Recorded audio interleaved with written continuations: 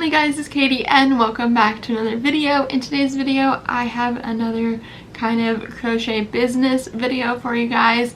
This one is going to be how to actually make sales in your crochet business. So I do have quite a lot of things that I want to talk about, but before that, I recommend you guys watching my video that I posted a few weeks ago on how to get started with your crochet business. This is kind of a follow-up, and that's just good to watch first, I think. So this video is talking about how to actually make sales, but before that I did just want to kind of address when you should start selling. So I feel like a lot of people, when they start crocheting, they automatically want to start an Etsy shop or start selling in general. And I think you should wait a little while, and there's a couple of reasons why I think this. So at first, when you're just starting out, most people cannot crochet very quickly, which that obviously is what learning is all about. You need practice to be able to crochet a lot quicker. I've been crocheting for almost 3 years now, or is it 4 years? I don't know, y'all. I lose track of time so easily. But either way, I feel like it took me quite a long time to actually be able to crochet quickly. As well as, I feel like it took me a while to actually make things that I am happy with the quality and I feel like it would hold together well, all of that kind of stuff. So, I don't know if you guys have seen my video on it, but I did do a video of recreating my first ever project, and that right there, that little giraffe, was my first project, versus that was my recreation of that first project. So that's just an example to kind of show you that with time your crochet projects are going to get a lot better as far as quality and just the way they look in general. So I do feel like it's better to wait at least a few months and just practice and get the hang of crocheting quickly, as well as just make things for yourself and your family and all of that first. Now on to how to actually make sales. So first I want to talk about what you should actually be selling. So I did kind of cover this a little bit in the video where I talked about how to get started with your crochet business, but again, when you're first starting out, you will begin to learn what you like selling and what you don't like selling. My personal preference is plushies and amigurumis. I am not the type of person that likes very long projects. I don't do well with blankets and clothing articles I really like, but they take me a long time, so I don't sell those. I only ever make crochet clothes for myself or for presents because I am not quick at crocheting them, and plushies are pretty much the only thing that I can do kind of quickly. So that is just what I've learned throughout the years of crocheting and doing my business. So you will start to learn that, but once you have kind of figured out what you want to sell, I think the next step is to look at other crocheters, look on Instagram, look on Pinterest, on YouTube, everywhere to get some inspiration. Obviously, never copy anybody, but it is a good idea to sell things that are trendy, but also a little different. So things that are trendy right now that I can think of just off the top of my head are frogs, mushrooms, strawberries. A lot of those things are really trendy in the crochet community, but also in the real world in general. Even if you go to like clothing stores and wherever, like there's shirts with little mushroom iron-ons and like all kinds of stuff like that. So just paying attention to what is trendy at the moment, as well as what you can make that you'll have your own little spin on, is going to really help you actually make sales. Now let's talk about some different methods of actually making sales, because obviously there's a lot of different ways. So the first one is just word of mouth. So again, in my first video of how to get started with your crochet business, I still really think that starting out with selling to friends and family is a really good idea.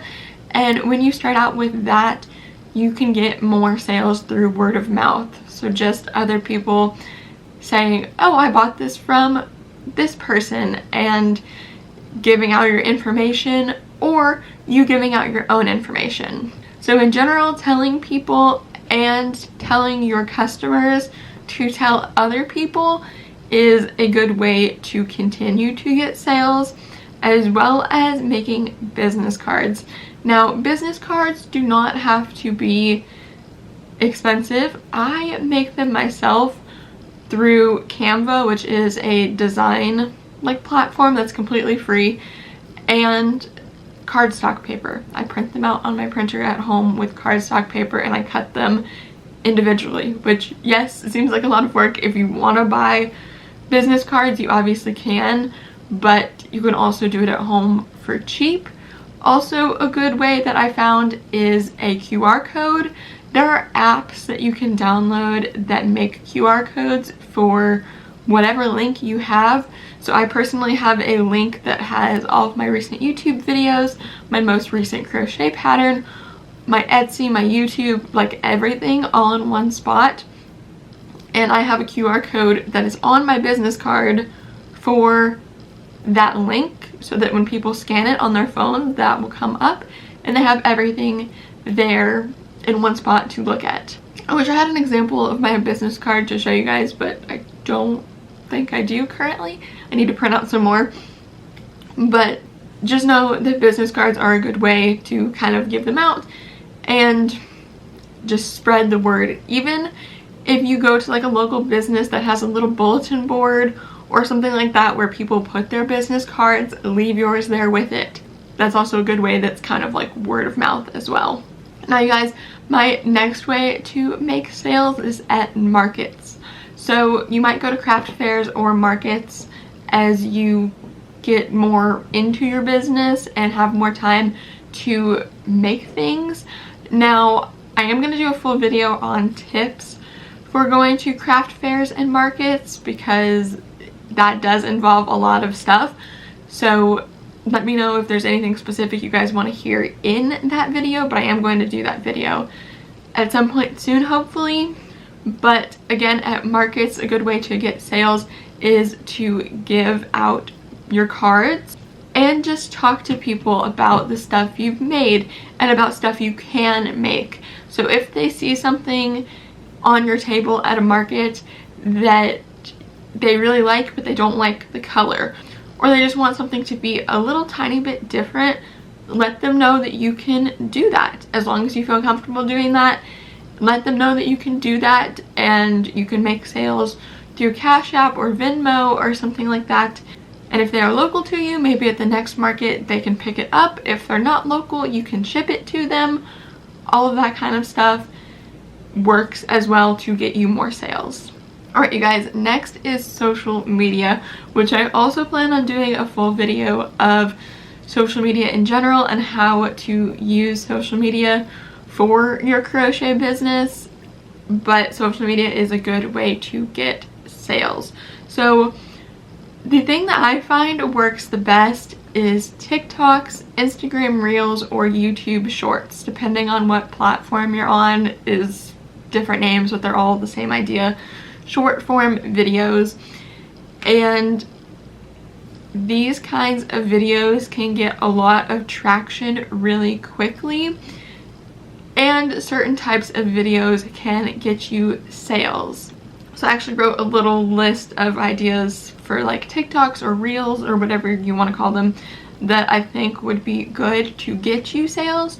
So everything I have in stock right now, if you have an Etsy shop or whatever store, everything I have in stock or everything I made for my restock is really good videos to make, because people can see exactly what is on your shop at the moment and what they would be interested in buying.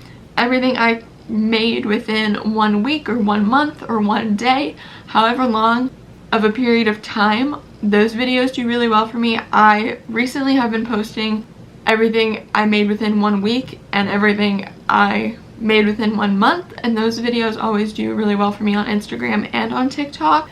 And on almost every single one, I at least get one comment of somebody saying they really like something and asking if they can purchase it, or where they can purchase it, all of that kind of stuff. So if you have it available on Etsy, then it's really easy to just tell them your Etsy shop name and for them to go look it up. Or if you are available at a market within the next month or so, tell them where the market is and the date, all of that kind of information. So in general, videos like that do really well, I know, at least for me personally, and for a lot of other creators that I've seen. And I think it's a good idea to share reels and TikToks and things like that of what you're making and what people can possibly buy from you. Also, crochet with me is another good idea, especially if it's for something that you are putting on your shop or at a market or something like that. Now for social media, also use hashtags. So hashtags that are related to whatever you're posting is what you need to use. But hashtags are just another good way for people to find you. And again, I will go more in depth in all of the social media stuff in that specific video that I'm going to be doing. But hashtags are a good way for people to find you on videos or photos you are posting.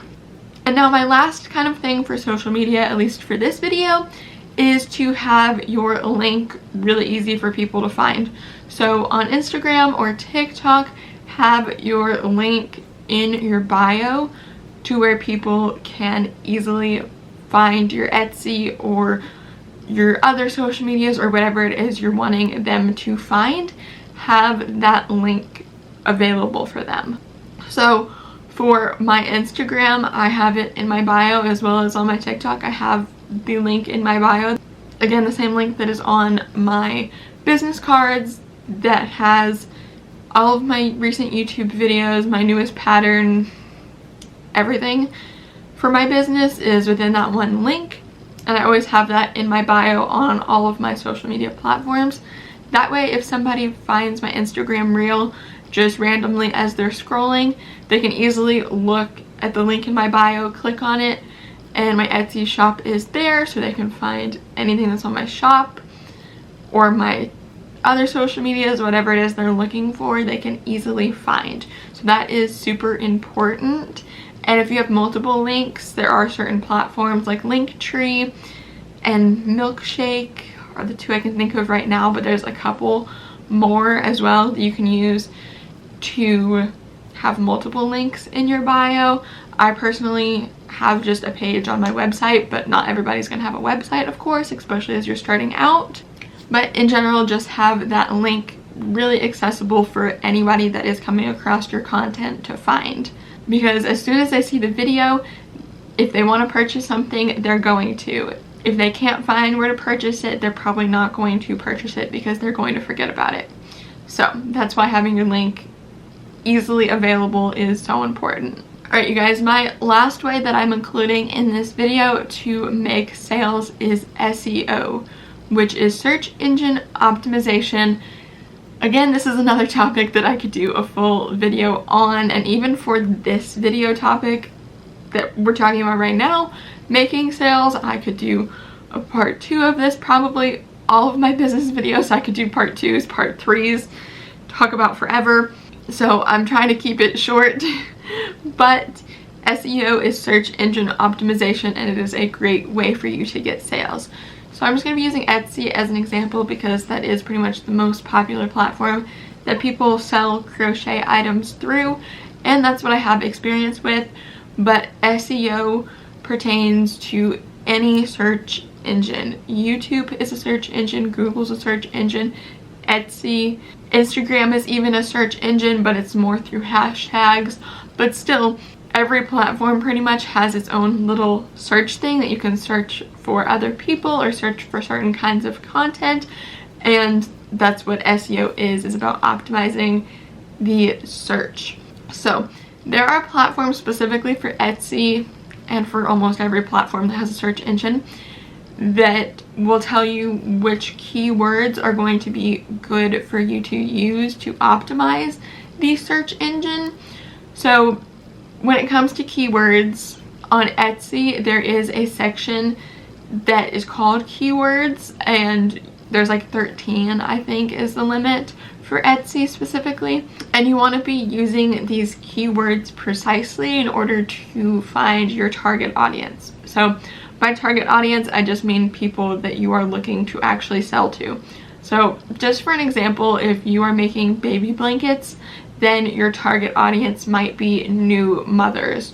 So if that is your business and you're making baby blankets, you wouldn't want to use keywords that they're not searching for. So you'd want to use keywords like baby blanket, but baby blanket is something that is really highly searched on Etsy, I'm quite sure.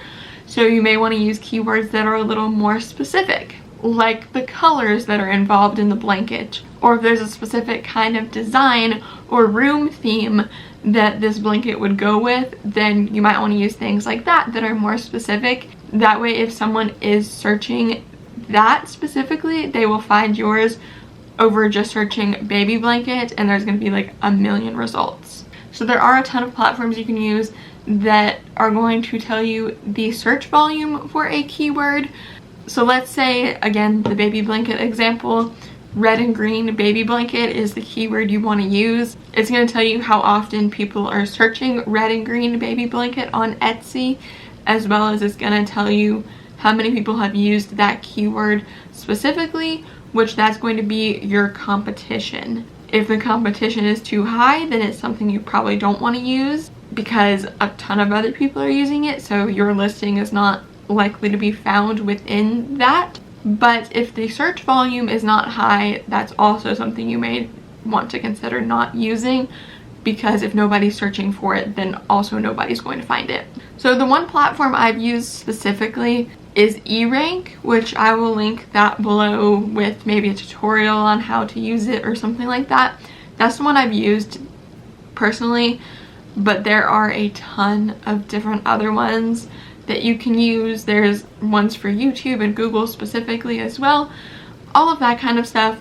There's a ton of tools for SEO in general, so I'm going to leave some links below for some more resources for you guys to check out that will hopefully help you out and make all of this make a little bit more sense.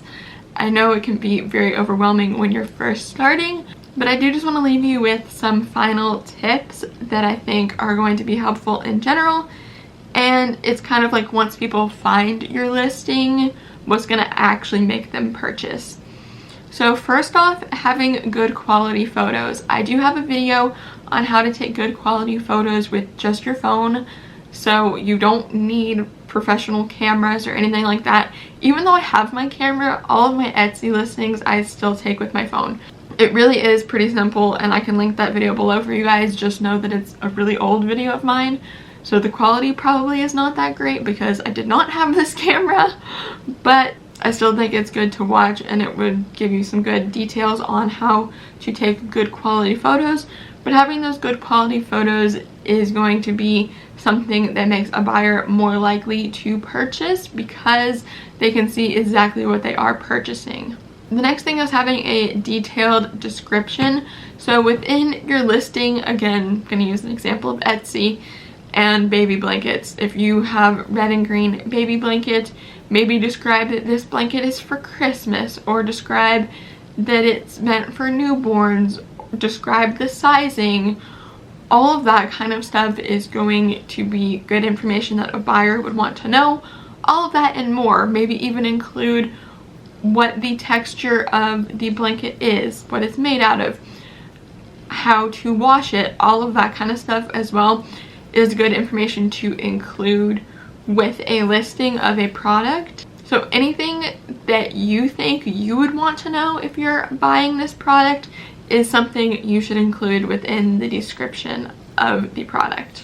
So you guys, I hope this helped. I feel like I was a little bit all over the place, but as always, for all of my videos, but especially business ones, if there's anything that you have questions on or was a little bit confusing, all of that kind of stuff, let me know in the comments below, and I will reply to all of the comments and help you guys out as much as I can. If I don't know the answer to something, I will at least send you like an article or a YouTube video on something you can watch or read that will hopefully help you with whatever questions you have.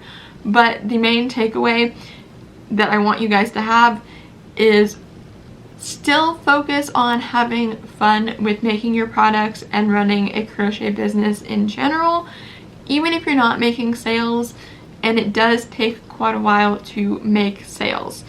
So I would say keep crocheting, keep adding listings to your shop, or keep going to markets or whatever platform you're using to make sales.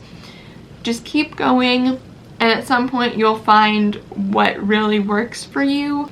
In some cases it is just trial and error to figure out what is actually going to work for you and what is actually going to sell for you.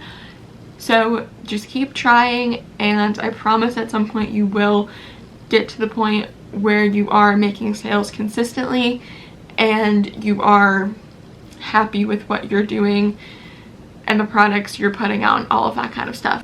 So again, you guys, if you have any questions, please leave them in the comments below. I will do my best to answer all of them.